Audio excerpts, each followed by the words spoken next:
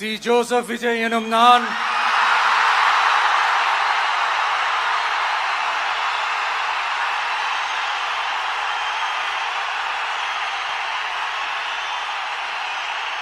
சட்டப்படி அமைக்கப்பெற்ற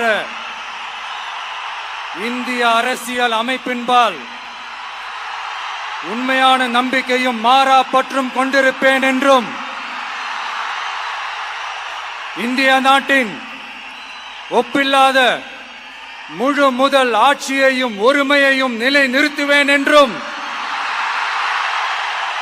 தமிழ்நாட்டு அரசின் முதலமைச்சராக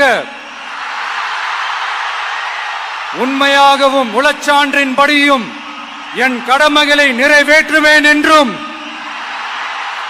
அரசியல் அமைப்பிற்கும் சட்டத்திற்கும் இணங்க அச்சமும் ஒருதலை சார்பும் இன்றி விருப்பு வெறுப்பை விலக்கி பலதரப்பட்ட மக்கள் அனைவருக்கும் நேர்மையானதை செய்வேன் என்றும் ஆண்டவன் மீது ஆணையிட்டு உறுதிமொழிகிறேன்.